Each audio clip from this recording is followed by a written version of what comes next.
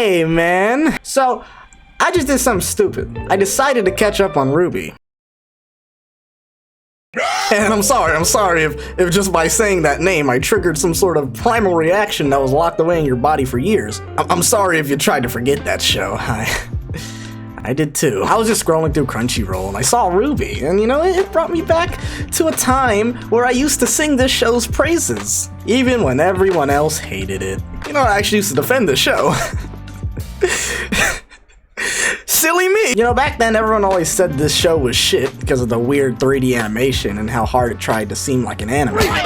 And you know, I got it back then, okay? I understand. The animation wasn't anything to write home about, and sometimes the show would really try to look more animated than the 3D animation would allow, you know, but you know, none of that shit bothered me, because that wasn't the thing that kept me watching. It was the characters. I love seeing these goofballs interact, dog. Yes, I know back then their personalities bugged a lot of people. RWBY was an over-the-top, eccentric, high-pitched voice, yeah, friendship, we can do it, guys, kind of character, right? I know you niggas on the internet have allergic reactions and actually start hyperventilating when you see a character like that. You guys want gloom and doom. Well, look where that got us, fuckheads. Weiss was the more classic mean rich girl type, you know, kind of selfish, not really a fan of anybody but herself. Blake was the cool, mysterious, only keeps to herself kind of person. Doesn't really interact with people, but you wonder if there's something more to her. And Yang. I used to like Yang. Yang is RWBY's older sister, and she's actually really friendly. You know, she's outgoing, she's strong, stands up for others. She likes talking shit and being a badass. She used to be one of my favorite characters. And later in the video, I will tell you why I now absolutely despise her. And you could be looking at these characters, and maybe you're being like, you know what? I don't think I'd like these characters. You know, I don't really like their personalities. Well, boy, do I have news for you. You know, all that shit I just mentioned about their character, all of that shit, gone by the 3rd season. Yeah, they lose all of their personality traits in exchange for the writers trying to force development onto them. Hey, but it ain't the first time the writers try to force something new. Before I really get started, I suppose I have to talk about the side characters too. Oh, and I'm really gonna spoil so much shit, so yeah, just heads up. Team Juniper consists of Jean, Nora, Pyrrha, and Ren. So Jean, he used to be my favorite character, you know. Why, you ask? Because he sucked at literally everything. When I was younger watching this show, I unfortunately felt like I could relate to that. But he was the underdog. The only thing you could do was root for him. And he worked his ass off just so he could hold his own weight and not be a burden to his team, but a leader. I know this can be frustrating. And it can feel like so much effort to progress such a small amount. But I want you to know that I'm proud of you. I've never met someone so determined to better themselves. You've grown so much since we started training. And I know this is just the beginning. I want you to know that I'm just happy to be a part of your life. Hey, what's up, man? Editor Xero here. See, I wasn't even gonna put this part in the video, but I watched this scene again as I was editing it, and I just remember how I almost cried over this scene last time I watched it. And I just really want to say to the Rooster Teeth writers, fuck you guys for fucking up this character in the future. I really, this really pisses me off actually, because this scene was so good, and the rest of the show is not like this at all. I felt like I was watching this comic relief side character come into his own and become a major player in the show and not be left in the background. And 8 seasons in, he's still left in the background. Yeah, as this video goes on, you'll kind of realize the show RWBY is a long trip to nowhere. Pyrrha is by far the most interesting of the group, so it's a shame she had to fucking die. Oh yeah, Nora and Ren are there too. Oh yeah, and they want a bone or something. So you might be wondering why I'm even talking about this show when countless other people have ripped on it. Well, that's because they're still making more seasons. Listen, Rooster Teeth. Can I call you Rooster Teeth? I get it, man. You gotta keep the boat afloat, you know? Keep your workers happy and all that. But you guys are gonna make me put a gun to my head if you keep ruining the show I used to love. Yeah, I used to love RWBY, man. when it wasn't a fucking butchered mess. I remember finding this show at a time in my life where, you know, I just really need a fucking laugh, man. These characters were so endearing, and yeah, they were corny at times, and maybe a bit hyperactive, but that was part of the charm, you know, that's what put a smile on my face. You know, they actually used to be real characters who actually stood for something. Now they're all depressing husks that's used as rooster teats and nearly dried up cash cow. So you may be wondering, how did we get here? Well, I'll tell you, and I'll divide this video up into some parts, cause it's gonna be one of my longer ones. It's crazy, bro. The characters used to be one of the best parts about the show, and now they all, like, hate each other? Yeah, it's not like they're blatantly despising each other, but everyone's always so rude now. They all throw tantrums like they're fucking babies, and sometimes they just belittle each other for no reason. You just don't get that same vibe you got from them the first 2 seasons, where it really felt like, you know, they were a team. I guess I'll start this off by talking about the main girl herself, RWBY. Or should I say the worst team leader I've ever seen in my life. I remember when she tried to bring the team together and work to be a better leader. But I guess that was before the writers decided to make her the chosen one or some shit with the, silver eyes. Yeah, sorry, that shit was stupid and came out of nowhere, and the writers definitely came up with that after smoking a fuck ton of sativa. Oh yeah, did I mention after season 3, RWBY became, fucking depressed. Yeah, any bubbly charm she had fucking died, because the writers wanted the show to be more edgy and deep. She went from being a character I love seeing on screen to a sad, uninteresting, making stupid decisions to move the plot along, unreliable leader who constantly gets the people around her into danger.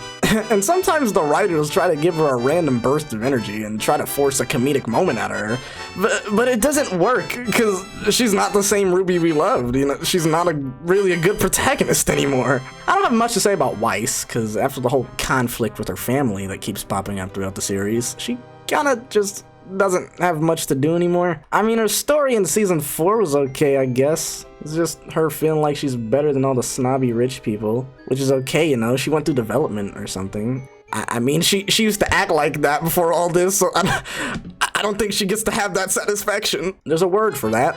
It's called hypocrisy. Currently, Weiss is just going where the plot needs her to be, and sometimes delivering one-liners that her voice actor makes sound weird. Jacques Schnee, you're under arrest. Can I do that? Blake! Honestly, Blake, I don't even know why they still giving you lines of dialogue. You guys remember when faunus were a real integral focus of the show, and not this end-of-the-world shit all the time? Yeah, me too for 5 seconds. After the whole Adam turns into a crazy ex-boyfriend stalker arc, and the writers ruining one of the only relationships that felt natural in the show, Blake just became boring, bland, and Yang's girlfriend. Yeah, look, I'm not here to piss off any of you weird-ass shippers out here, but I'm sure you can guess my opinion on this. Oh, and speaking of Yang, I hate this bitch. Yeah, I'm not gonna sugarcoat it. Yang is slowly descended into being one of the most insufferable characters in the series. She went from being this cool, chill-ass older sister who cared about her friends and family, and someone you could totally approach and have a cool, friendly conversation with, to this angry, tantrum-throwing, gotta walk on eggshells when you talk to her, I didn't get my way, so I'm just gonna insult you, even to her own sister. But that's okay, cause she's cool when she's angry. And to be honest, this weird tone change started in the 4th season. For all of them, actually. And that brings me to something else about Yang. That whole arm shit, personally, was not a fan. Okay, look, I like the interactions Yang and her dad had due to the whole thing. I feel like season 4 was the very last time Yang was written well at all. It showed she had PTSD and she wasn't ready to get back to the fight just yet. People died and her fucking school got blown up. I didn't expect her to be that cheery. It's just that the writers ruined that later down the line, where every 5 seconds I gotta hear Yang go, "Oh, they took my arm. I lost a part of me. Don't you guys see my arm? My super cool fucking robot arm. Oh, the agony. Oh, the pain." I'm sorry, guys, I can't feel bad for her anymore. That whole arc in season 4 was her trying to come to grips with her new normal and accepting that she would have this arm from now on. So when the writers bring that up every 5 seconds, it begs the question, bitch, do you like the arm or not? Was that whole shit you went through a couple seasons ago just pointless? Because I'm sure some other armless kid out there would love to have that more than you. I literally just cannot support any of the main cast anymore. They're all walking contradictions to how they were before, and it sucks to see them like that. The side characters aren't any better either. Ren and Nora's relationship had a focus in one part of the season, and then nothing happened. They're still not dating, even though I thought they were. I don't know what's going on with them. And to tell you the truth, I really never gave a shit in the first place. Jean doesn't have any development anymore after a scene in season 4. And they literally joke about him being a background character. Blake, you ever get the feeling that, I don't know, you're just a supporting character in life? That other people are having all the cool adventures? Nope. I promise you, this whole show is an inside joke and the writers know what they're doing. Oh yeah, and Pyrrha. Why does she fight Cinderfall alone again? I don't know, I actually like her and Jean's dynamic and was really rooting for them, to be honest. But all the development Team Juniper had kind of died with Pyrrha, so... Well, you know what? I thought to myself, that was my first mistake. Why don't I see how RWBY's doing? So I watched season 8. Well, the current state of RWBY is kind of how you'd expect it to be. Trudging along with no purpose or end goal in mind. I suppose we'll go episode by episode, shall we? Shall we? Episode 1.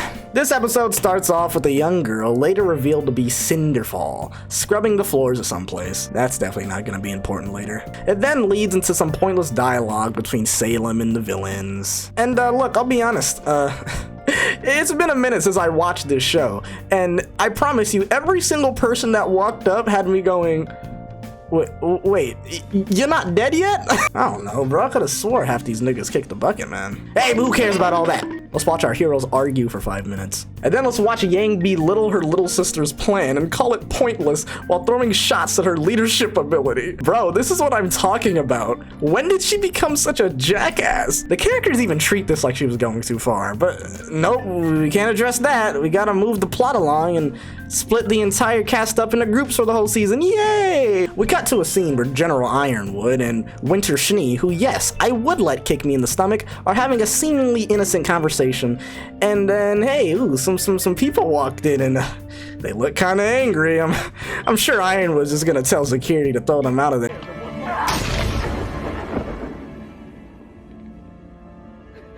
So when did Ironwood become the fucking Joker? Yeah, you gotta notice through the seasons, Ironwood's writing took a fucking nosedive.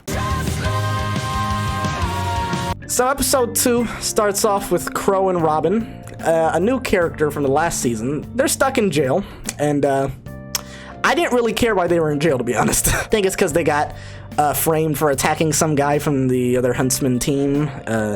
Those guys, you know, the other team. Yeah, I'm sorry, I'm not gonna learn their name. They're so uninteresting. They don't deserve that kind of respect from me. And yeah, that's pretty much it for them until the end of the season. Moving on. We cut to Yang, John, Ren, and Oscar evacuating civilians in Mantle. And some racist old lady. Then we see RWBY, Nora, Blake, Penny, and whoever the fuck this is, try to force some comedy into the episode and fuck around in a tube for a while. Yay, we're playing with a tube, but people are dying. Meanwhile, Yang, Jean, Ren, and Oscar meet up with some person and their goat lady, and then ride around on motorcycles, and fight an evolved version of a Grimm, I think. The Grimm proceeds to kick their ass and take Oscar for a little joyride. Guess we gotta drop everything, guys, and go save Oscar, which, they fucking don't. The Happy Huntresses literally call them and say there's an emergency, they need them back. And Yang says they can't, and they ask why, and Yang doesn't fucking tell them. She literally says, You wouldn't believe me if I told you. Why? Why wouldn't they believe you? Grimm fly, right? That's been established? Why is that so hard to tell her? You don't even have to explain the whole evolving thing. Just say a Grimm took Oscar and you're chasing it. Yang, what the fuck is wrong with you? Yay, episode 3 now. Okay. Back with the gang, man, and they're still trying to joke around. Good, because I never want to do that again. Blake, who keeps giving you lines of dialogue? Now they all left the Metal Gear Solid around the compound, and Nora casually ruins this guy's day. And was RWBY's semblance always able to do that? Well, they eventually get to the terminal, and Nora has a random midlife crisis for no reason, comparing herself to other people and saying she's only good for being strong and hitting stuff. And Nora, can I be honest with you? You ain't even get that, bitch. And after everyone's done feeling sorry for themselves, they run into...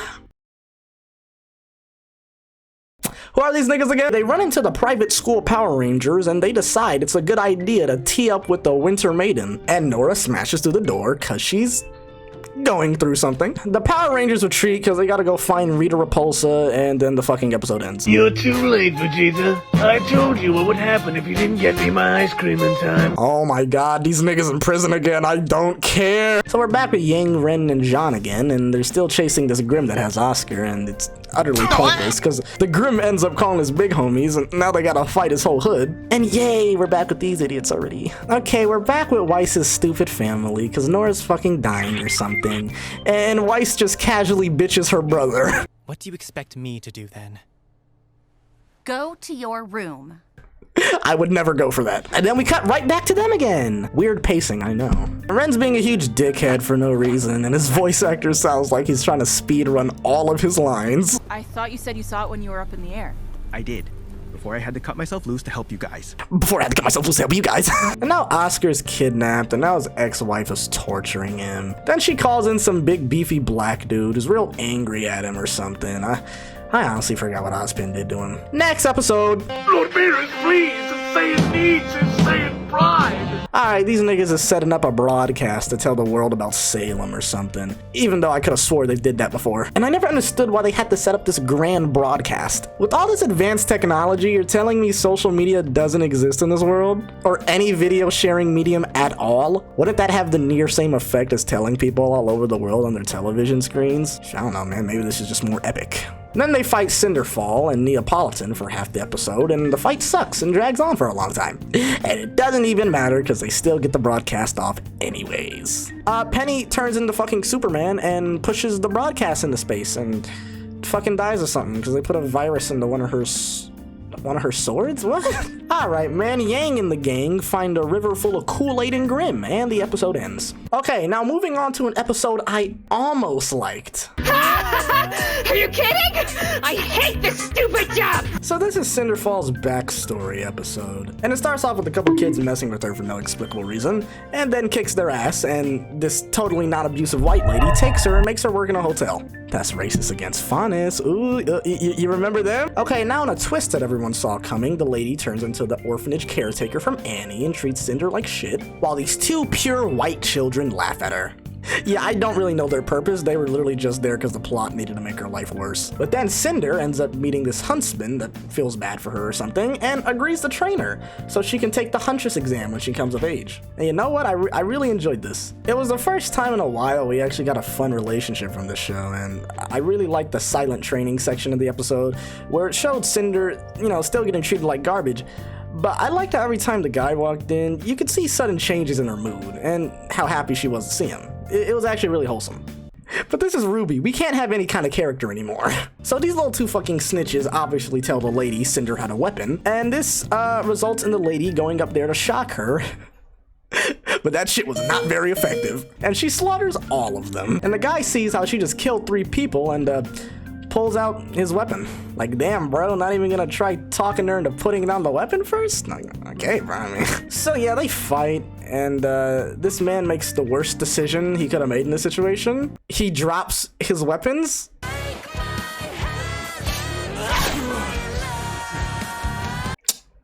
Why would you do that? Like, why even start the fight if you were gonna give up halfway through? And then Cinder just kills this guy.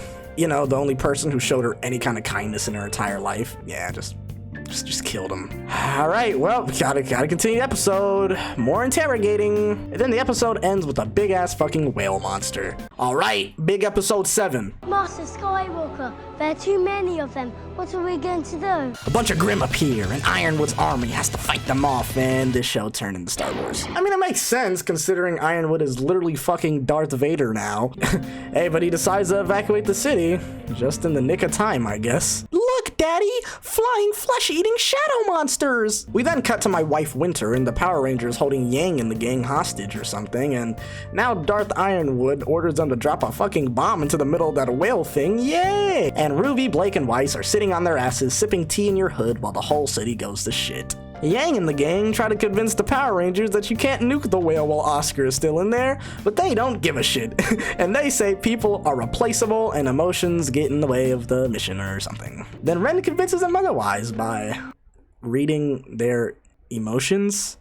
Did Ren just become a plot device? So Winter gives them time to save Oscar before they send the bomb, and Ren is a literal Jedi now. Oh, and Klein is back. Remember Klein? That's a nice argument, Senator. Why don't you back it up with a source? My source is I made it the fuck up. Yeah, so this episode, they all have the bright idea to use Schnee family drones or something to help evacuate the people on the ground.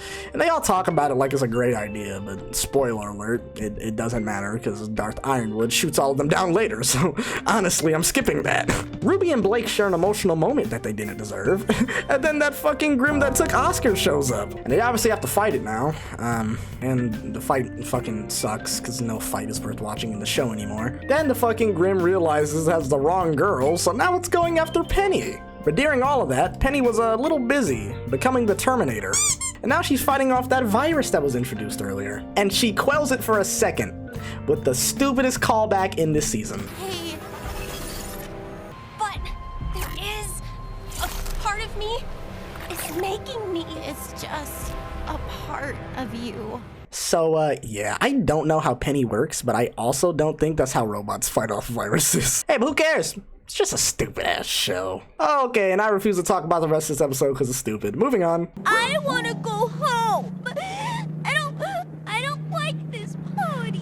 More Star Wars! With a pinch of Narnia. We start off the episode with the actual only kind of funny line delivery in the season. How are we supposed to find Oscar? It's going to be like finding a needle in a giant whale. Why did we think this was a good idea? Yes, why did you think this was a good idea, Miss Xiaolong? Ren leads them through the hallways with his newfound Jedi abilities, and we cut to Oscar and Ozpin having a conversation and behaving like any other realistic kid would in this situation, curling up into a ball and lying there. Winter commands the troops on the floor, and wow, where the fuck did you guys come from? Oscar shows the big beefy black dude, the genie in the lamp, to confirm something in his head, and I don't really know. I didn't really care, man. And why is Emerald here? So I guess seeing the big floating hot blue lady really changed his mind. He is not the same man he was 5 seconds ago. So Yang and the gang reunite with Oscar again, and no, seriously, why the fuck is she here? Unfortunately, they get caught lacking by Salem, and she wants to know where the lamp is. Even though I thought she was connected with this place or something, I don't know. Oh, and now the big beefy black dude wants to smoke with Salem. That's cool, it wasn't a bad fight, honestly, and he was low-key on her ass. But it was short-lived. Up until this nigga Oscar kamikazed them. I don't care who the IRS sends, I am not paying taxes. Okay, we're reaching the end of the shit. Hey, if you made it this far, you must really like me. Or you probably just hate the show as much as me. Leave a like and subscribe, though. Alright, the episode starts off with the whale blowing up due to Oscar's blast in the last episode. And Winter and the Power Rangers are just like, yeah, I guess we'll take the credit for it. Then we cut to Cinder and Super Mario Brother plotting out their next course of action. You know, now that I think about it, I think I'd also let Cinderfall kick me in the stomach. Oh, and Cinder's mad at him because he doesn't want to do what she wants. Then his man does some real gangsta shit and shit talks her while she's dangling this nigga from a tall building. Like, dog, he's letting this bitch have it. And bro, after all this shit, she doesn't even kill this nigga and starts crying. That's crazy. Super Mario really got that dog in him. Hey, why you making my wife cry, bro? We got beef. Yang and the gang argue about whether or not they should trust Emerald, and Yang says they shouldn't because, you know, she's part of the reason she lost her arm. You know, she went the whole season without bringing it up, so you know we have to do it now. But then Oscar brings up Ozpin and the whole giving people a second chance spiel, you know? Yeah, it's stupid. Darth Ironwood's a little angry he can't use high school students as leverage to kidnap Penny, so he has a mental breakdown and plans to shoot down the Schnee Dust Company drones later. All of the characters reunite for the first time this season, and once again have a undeserving, not very built up to emotional moment. Like, it was stupid you guys split up in the first place. I really don't care that you're back together now. And yay, Ironwood bomb threat. Yeah, even the villains was like,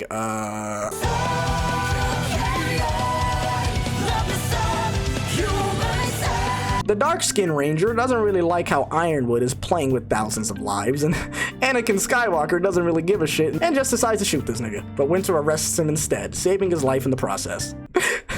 You guys remember when the show was about high schoolers? We then cut to our main heroes arguing, again, like they've been doing for the past 6 seasons, and RWBY has a mental breakdown. And Nora and Ren share a moment that I don't give a fuck about. They're both boring and stupid, and they like feeling sorry for themselves. I hate them. And, Crow and Robin are finally doing something? Yeah, I've talked about undeserving emotional moments a lot already, but Ruby and Yang's scene is probably the most undeserved in the season. There's literally no reason for it to really happen except the unnecessary argument they had at the start of the season, and I guess Ruby having a breakdown. But this scene just doesn't go anywhere or mean anything in the long run. She just acts depressing while Yang tries to cheer her up. And then they start talking about their fucking mom, and Yang cries as soon as she hears that. Like, damn, this bitch speed ran crying. That's impressive. Penny becomes a Terminator again and wants to open the vault to the staff. Everyone tries to stop her, and once again they bring up that it's just a part of you bullshit again, and it works.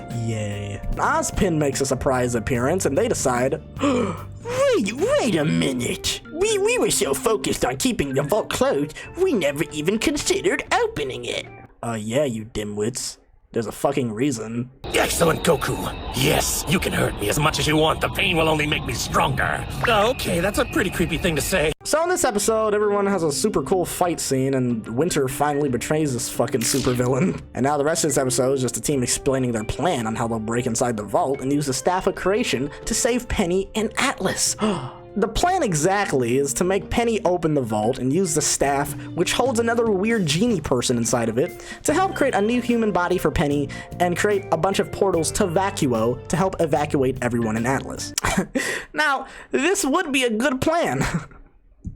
If these weren't the stupidest motherfuckers in the kingdom. So yeah, you have to be really specific when you're telling the blue guy what to build, and they prepared for that, even bringing schematics on how it can all be built. The only problem is they didn't really specify which part of Vacuo, and ending up leading everybody into the middle of nowhere. But don't even worry about that, because that was after our main heroes made another stupid fucking mistake, which was forgetting the fucking lamp can answer literally any question. Yeah, so it seems they just forgot that lamp existed. You know, the one they carried around for a whole season. And then the villains got their hands on it and literally just asked it what they were doing.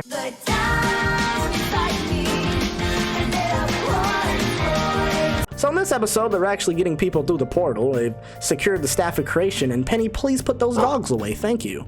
Wait a minute, damn bitch! Bitch got them Shaquille O'Neals. Oh, big fee, fi, fo, fum looking, You know, everything's going well, then fucking boom, look who it is. The consequences of my actions. So yeah, a lot of people just, kind of died because of everyone's negligence, but who cares about that? Here's Darth Ironwood murdering Weiss's dad. Oh, Yang fell. Whoops. Ironwood wants his lick back on Winter, and he's crying for some reason. Okay.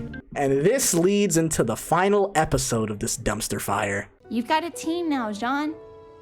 We both do. And if we fail, then we'll just be bringing them down with us. So the finale continues the fight between Obi-Wan and Anakin, because he fell to the dark side. And, Penny keeps trying to sacrifice herself. You know, now that I think about it, she's been trying to get someone to kill her this whole season so that means Cinder doesn't get her powers. You know, this girl really wants to die, man. Someone should check up on her. So right now, everyone is having an epic battle, and this is pretty much the whole episode now. Crow and Robin are fighting the Power Rangers, and Ruby and Neo are fighting. I never got Neapolitan's obsession with Ruby. Like, her whole motivation in this show is just like to fight Ruby. Why? Leave her alone. Good job protecting your friends, Weiss. We can always count on you. Oh, okay, Blake and Ruby are gone. Hey, at least my boy Jean gets a moment in the spotlight before he's inevitably pushed back to the background. Oh, Penny wants him to kill her. Well, John, you don't have too much screen time. Better make the most of it. So yeah, unfortunately, Jean has to fucking stab Penny with his sword and send her to the Avatar realm. And I think the editors really have a thing for her feet. And it turns out Qui-Gon Jinn wants to give Obi-Wan the Winter Maiden powers, because, as you know, she's dead. And man, she's a bad bitch. So now my two wives are fighting over me, and John fucking dies, no! And now all the civilians want to escape because our heroes led them into a death trap in the middle of nowhere. But don't worry, Winter's here, yeah! Oh wait, why aren't you fighting Cinder? In pursuit of a new world, no cost is too great. So now Team Juniper and Co. are left to deal with the shit show up here, and Mantle is destroyed. So what exactly did our heroes accomplish? Every single season so far has been them failing their plan and making everything worse for Remnant as a whole. And they learn nothing! The show RWBY is a long an arduous trip to nowhere. Well, we finally reached the conclusion of this video. Honestly, I'd like to have faith in this show, but what is it really giving me here, you know? The writers have totally abandoned good character writing for the stupid-ass end-of-the-world storyline. They've taken a fantasy show about 3D anime high schoolers who fight monsters and still deal with wholesome high school problems with good character moments, to a bland and uninteresting story about a bunch of spoiled brats who refuse to grow up and face the consequences of their decisions. How do you even fix this now? Hey, but I thank y'all for sticking with me on this long journey, man. Gotta be honest with you, I got something to tell y'all. This whole video, it was a ploy! It was a ploy to get you to play Mass Effect! Play Mass Effect instead of watching this shit. Play Mass Effect, play Mass Effect, play Mass Effect.